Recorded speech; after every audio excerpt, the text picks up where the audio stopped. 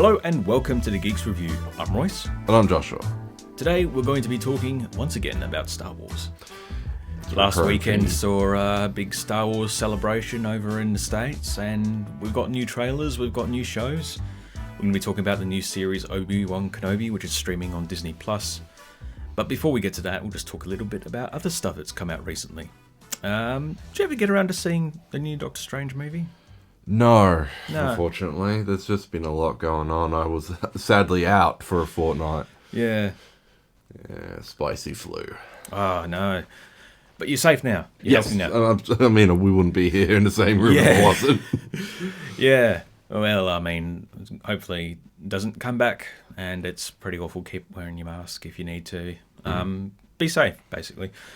But yeah, Doctor Strange, we'll get to talk about that in a few weeks' time whenever it comes to Disney+. You know, it's really handy that they do that now. They put it up for free. It is. I just wish they'd do it now. I think I'd pay for it if they did put it up. But yeah, just watch it from home, you know, pay a few dollars. But I wonder if they can now justify having it up for free as soon as it comes out because there's so many subscribers. I think, yeah, and they did get a lot of flack for Premiere Access. Yeah, it was never got around to any of those films, I don't think. No, we did eventually, but we never bought the Premiere Access. True. We waited for it to come off. Yeah, true. I think it was just too much. It was like the price of 2 or 3 movie tickets. It was. Yeah, not good.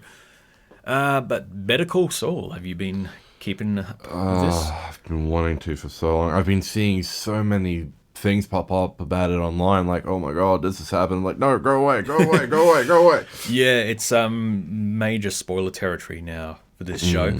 It's so this is the Breaking Bad prequel spin-off starring Bob Odenkirk as James McGill, or Saul Goodman, the criminal lawyer, in the years leading up to meeting Walter White and Jesse Pinkman. And new cast members included Michael McKean as his brother Chuck. That's Michael McKean from Laverne and Shirley.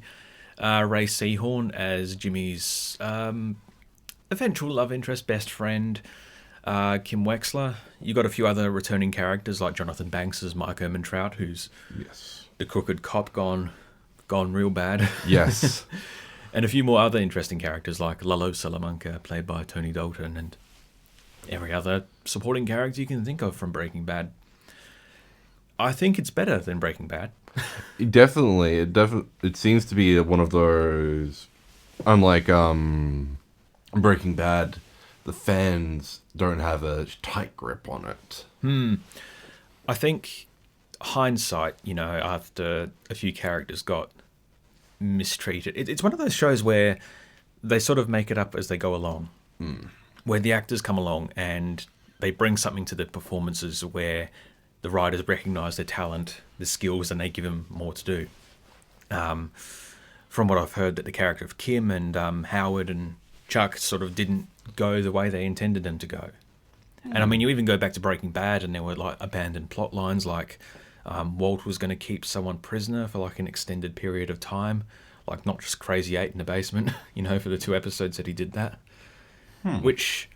it's interesting to see that. It's good to see that a show can sort of change on the fly and adapt. And the final series of Better Call Saul is coming out. It's been airing weekly on Stan. It's on break for a moment, so it'll be back in 5 or 6 weeks as of the time of recording. Plenty of time for me to catch up. Yeah, it's pretty mind-blowing, let's just say. Ooh. Okay.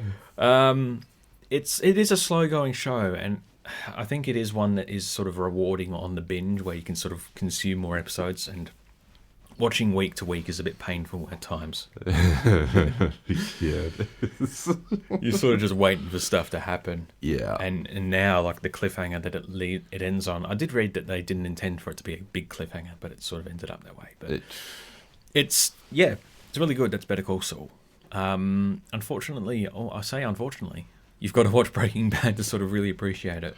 But Breaking Bad is a great show as well. So to get the more of the nuance, like you think for Saul, you got to have seen Breaking Bad. Yeah, which is a shame. Yeah, well, it's not a shame. It's a good show, but it's a heavy one. Reading the ending, starting in the middle of the book and going to the end. Yeah, and then going to the beginning. Well, yeah. I mean, we'll be talking about another prequel in a little bit, but this is kind of like a prequel done extremely well. Yes. How it's very considered and clever with what it does. But yes, Star Wars news. Oh my word. Just all the stuff coming out from Celebrations has been amazing. We had the Andor trailer come out, a new game, and then last week dropped the Bad Batch trailer for Season 2. Yeah, been looking forward to that. I am looking forward to that. And apparently there were some shots seen from Ahsoka. Yeah, I saw the backside of Harrison Dula and Sabine Wren. Not the literal bums, but I mean the back of the heads. The back of the heads. Yeah, yeah. It's stars Rosario Dawson, and I believe it's going to star Mary Elizabeth Winstead as Harrison Dula, which is interesting. Very. I like her, but I'm sort of like, is she Hera? I don't know. I like Hera, but we'll see. We'll see. And then what else did we get?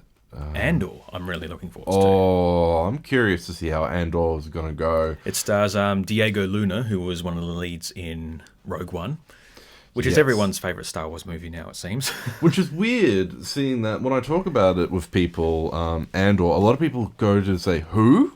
Yeah. It's like, the spy guy from Rogue One. Which one? Yeah.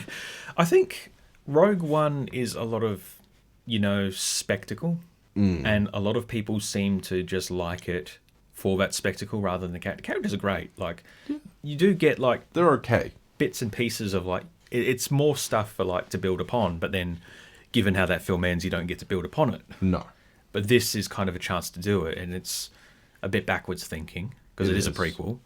But it's good because Diego Luna was good. And Cassian Andor is an interesting character. I've really been looking forward to this. And I think everyone's also been hoping... the character K2SO, who's the actor who played him? Alan Tudyk. Alan Tudyk would be back, but no word yet. No, we'll see. I'm actually looking forward to seeing the darker side of the rebellion. Genevieve O'Reilly plays Mon Mothma. Yes. And she is going to have quite a prominent role, from what I understand. Well, she was the face of the rebellion. Yeah, she's one of those characters who shows up in the original... and just comes out of nowhere, but she's got like such a presence and such a command. She delivers the infamous "Many Bothans died to give us this message, to give us this information." Episode 6. Yeah. The original actress who played her, Carolyn Blackiston, she's still around. She's like in her 80s or nearly 90s, and she still looks fantastic for her age.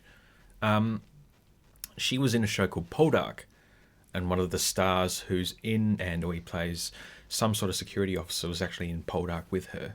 Oh. And the character Francis. He's an American actor, but he does a bloody good English accent. It's like one of those rare American actors that can just do a really convincing British accent.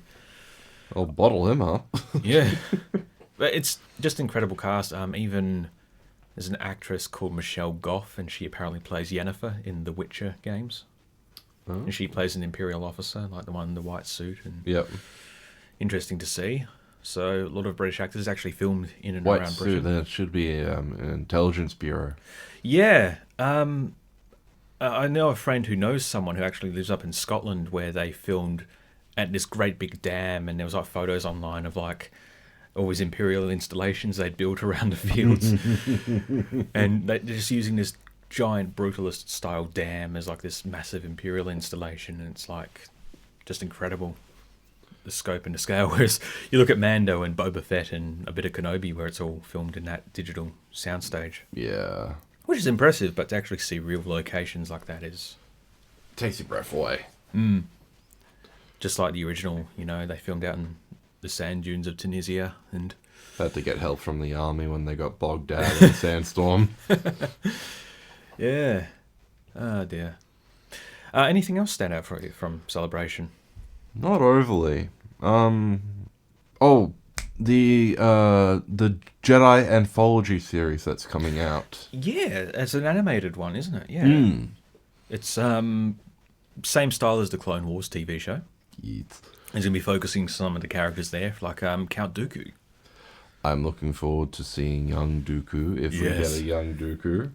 Yeah, Liam Neeson returns as Qui-Gon Jinn. Liam Neeson is actually coming back to Star Wars again. Yeah. He said he wasn't going to, but he is. Well, he technically he did for He did Clone Wars, yeah. Yeah, Clone Wars. The Ghost of Mortis. Yeah, I don't think you can really get anyone to mimic his style of speaking. He's No, I think really distinct voice. Tom Kane is trying, but yeah. Yeah, and apparently his son is playing the young Qui-Gon Jinn. Oh. So that'll be interesting. Very. Whether we can pick that or not. Corey Burton, very accomplished voice actor, who played Cad Bane, among other characters. And Zero the Hutt, with his Truman Capote impression. It's so bright out here. But he does Count Dooku. So that's good. And we're also getting some Ahsoka episodes as well. Yes. Which is interesting. Very curious to see. That character's really come a long way. Like, being one of the most despised new additions and now one of the fan favourites. The fan favourite from what we're seeing. Yeah. I'm a bit nervous, though, with all these shows. Yes. From what I can tell, we're going to have a pretty much no gap in between shows now for a bit. Wow. Because Kenobi, we're halfway through it. Yeah, well, that's what happens when you drop the first 2 episodes in one day. And then Bad Batch is in spring. And then Andor follows closely after. Andor's in August, I think. Yeah. And then you've also... Well, it depends on how many episodes Andor will have. Bad Batch will follow up. And then Bad Batch will be followed up by Mando. Andor is locked in at being 2 seasons long, and it's going to be like, I think, 18 episodes in total, so it's going to be quite a long thing. 16 episodes maybe, something like that. I don't know, I have the figures on me. But that's going to be interesting to see. Mando's not going to be until February next year. No, that's what I'm saying. But yeah, you did. It's a while off, but I think, we had a bit of Mando this year already. Just very quickly before we get to Kenobi. Have you sort of thoughts changed on things we've seen recently, like Book of Boba Fett, Not really. If anything, I'm getting more reinvigorated with Star Wars because things are really heating up and it's looking great. Just all the stuff that we're getting from the shots, like you said, with those lovely set footages from Scotland. Just everything's looking so clean and crisp. It's beautiful. Yeah. While also being like dank and dirty and yes, gross. Or as George once said, it looks like it could have existed here. Yeah, it just feels very real and very grounded. Yeah. But anyway, Kenobi. Obi-Wan Kenobi. Ewan McGregor returns as the Jedi Knight. It's a prequel to the original Star Wars movie. It's a sequel to Revenge of the Sith, set 10 years afterwards. Also features Joel Edgerton. Yes. Very briefly so far, but he's there. Jimmy Smits returns as well as Bail Organa, the adoptive father of Princess Leia. Also Rupert Friend from the recent... what was the Scandal show that was on Netflix? Anatomy of a Scandal, I believe it is. He played Agent 47 back in a Hitman movie a few years ago. He sort of seemed doomed to play guys dressed in black with weird-shaped heads. Very. He plays an alien called the Grand Inquisitor, who's kind of like the SS of the Empire. There's different branches. The Death Troopers are more like that. Yeah, true. All dressed in black. Yeah. All not very nice people. Better equipment as well. The Inquisitors are Force sensitives that have been turned to the dark side or have been former Jedi. With the Grand Inquisitor being a former Temple Guard.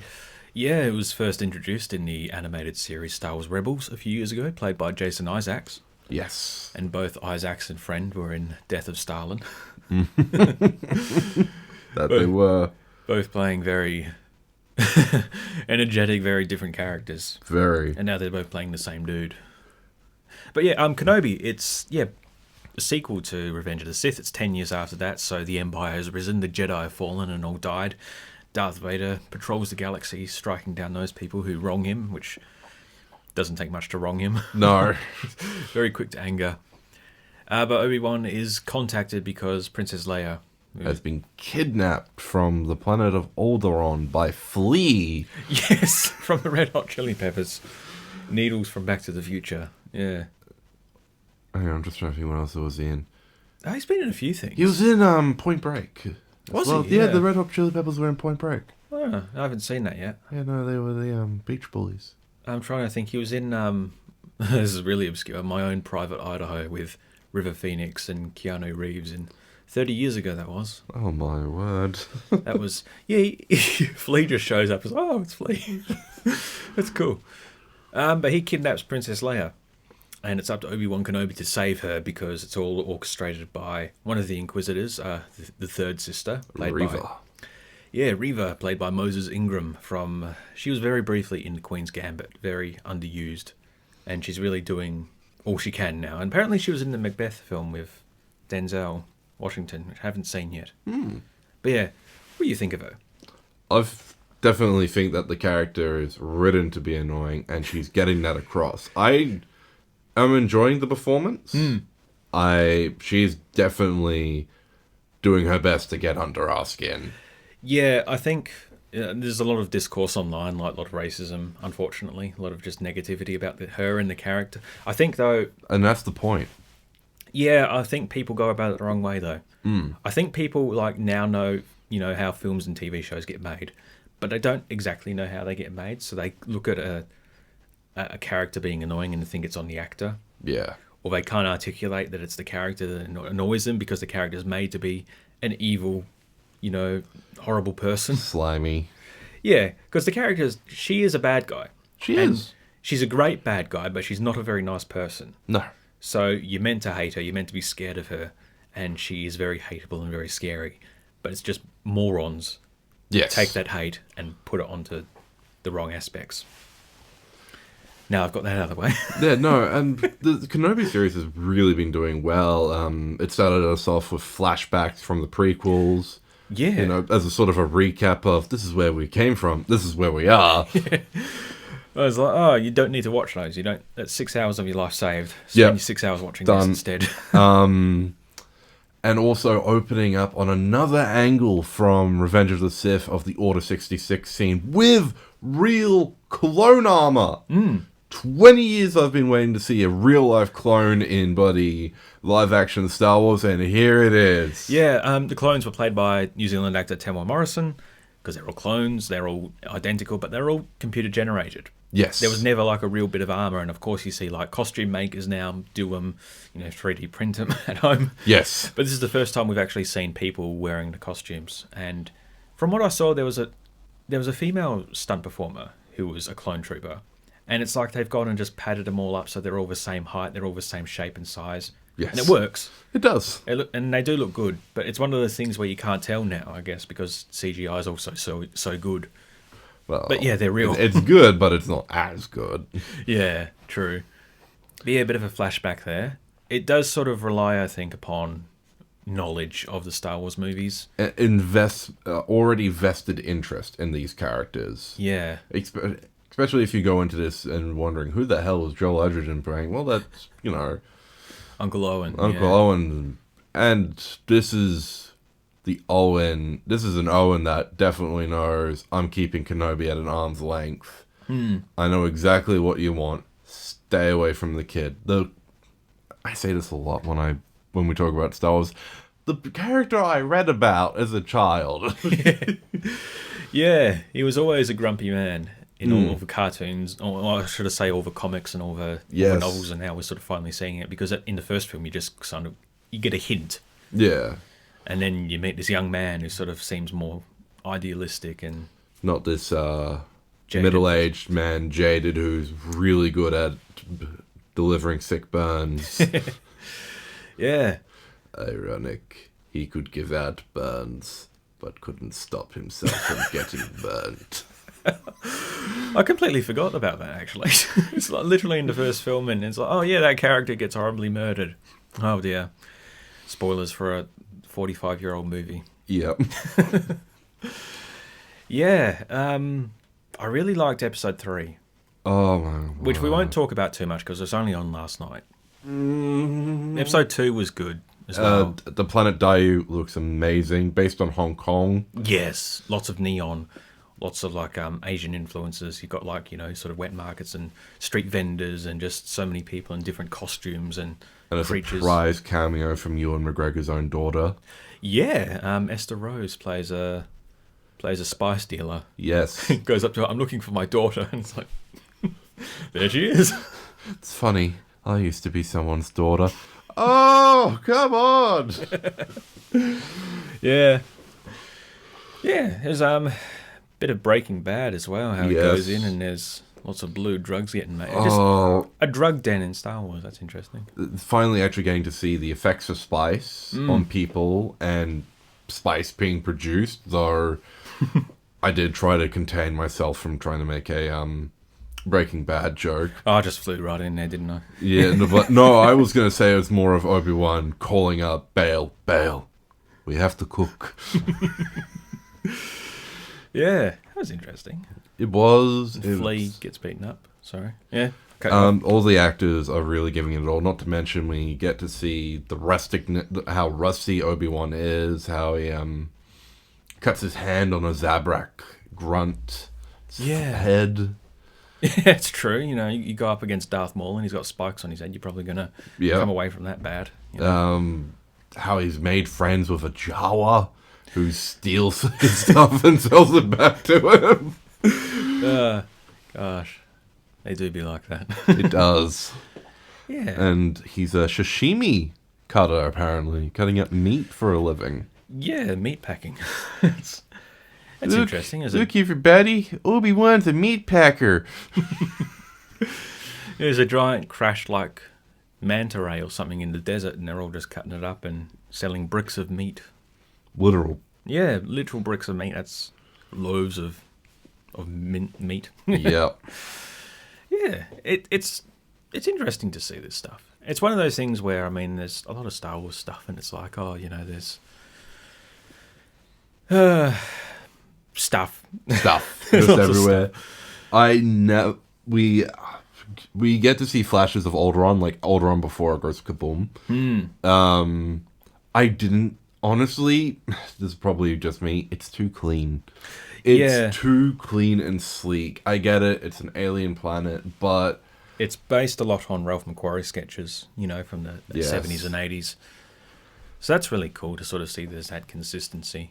Are we allowed to talk about how much of a boss girl child Leia is? I was going to ask you about Princess Leia, yeah. It is a bit disconcerting because I think the actress is quite a bit younger than the character is supposed to be. The character is 10. I think the actress was 8, I was told, yeah. So. Still. Yeah. She is fantastic, and I do see a little bit of Carrie in her. Yeah. Yeah, I think as the series is going on, like her interactions with Obi-Wan especially, and Ewan McGregor's really good in it. He is fantastic. He's great in like every aspect of it, but just to see him with her and how he's sort of... how she's like got her droid and it's been broken, and he's like, oh, good. And he realizes, right, no, okay, what happened to her? You know, he sort of gets down to her level and they talk, and she's really good. And I think I enjoyed a lot of the sass back as well. Particularly with the cousin. You know, my father said that we don't have to use our manners with lower life forms. Oh, good, that I don't have to use them with you. Yeah. It's brings to mind that old sitcom Outnumbered, where you had like the kids like Ben and Karen who would just like talk back to their parents. And a lot of it was improvised, and yes, they had comedians as the adults, so they would sort of riff off the kids, and the kids would just come out with whatever. I think it's more a bit like how we see the sarcastic nature of an adult Leia later on in New Hope. You know, a little short for a stormtrooper. You came in that. You're braver than I thought. Yeah, people forget that. You know, people just think it's this thing, and I completely forget about those character moments. And a lot of people have said that the original Star Wars was very modern. You know, they're teenagers, you know, in a way. Yeah, they are. Well, she's 18. I don't know how old Luke's meant to be. Well, they're twins. Yeah. You know, they're both 19 years old in the story, but it is funny to think, I think Carrie Fisher was 19 when they filmed, but she feels older than Luke. And yes, Mark Hamill was like, I think, in his mid-20s when they first filmed, but it's all retroactively. Yeah, he's a younger looking man. He's not so much now, but... even though they try. They try. Yeah. No, it's been amazing. Not to mention, we have Hayden Christensen to look forward to returning as Anakin Skywalker. Get a brief glimpse of him in the last one. That was quite... The last episode was really quite scary in places, hey? Like, Vader... I was talking with friends, and they're like saying he's got this Michael Myers energy about him because he just strolls everywhere. He's heavy breathing, but he's silent, and he's just literally snapping people's necks. Absolutely. This is, again, the Vader we grew up reading about. Yeah, he's really quite intense and scary. And I did notice as well that Obi-Wan actually makes sure Leia is out of sight before the neck snapping happens and all that. And it's not just a normal I think it's a young man, like a kid who gets his neck snapped. It was a teenager, about 15 years old. He tried to stop his dad from getting force choke, and Vader's just like... Yeah, just flicks his hand and the kid's neck just... Yeah, it's quite brutal, and it's earning that M rating. A lot more stuff is earning that M rating now, eh? Oh, yeah. Before it was just like, M, whatever. Slap an M on it, PG doesn't mean anything anymore nowadays. Yeah, pretty much. But this is, really creepy. This is earning it. It's beautiful. And James L. Jones is back as the voice. Yeah, he sounds really different. He sounds really youthful. Because Rogue One, he sounded a lot more tired and older. He was just really angry. And even in Rebels, he kind of sounded very old, like deeper, Yes. Yes. Be careful not to choke on your aspirations, director. Yeah.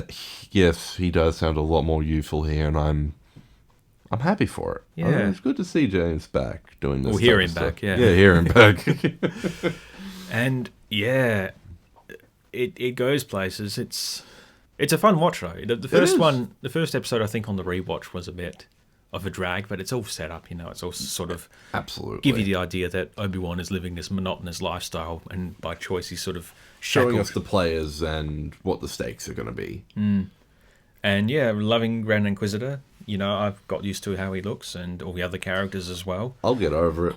Sung Kang, who played Han in the Fast and Furious movies as the fifth brother. Fifth brother? Yeah. Yeah, I mean, you look at Han and he's like this cool dude who's always like snacking, and he's like a cool drifter, and then he's here and he's like, third sister, don't do it. And it's really just vicious and horrible. And again, another character who also appeared in Rebels first. Yeah, and it's translated really well. And there's a lot of negativity online, and it's not perfect. No, the makeup is not going to be perfect, and the show in general. It's great for what it is. I mean, people are going to complain about anything. Yeah, looking back at the prequels, they really don't hold up as much as people try to insist. But no. Yeah. Anyway, sorry, we've got to wrap this up. Yes. We've got away from us anyway. Thank you for listening to the Geeks Review. Hopefully this somewhat informed your watching choices, whether it be Better Call Saul or Obi-Wan Kenobi. Go in and be very wary of the brutality. Anyway, I'm Royce. And I'm Joshua. And we'll see you next time. Bye for now.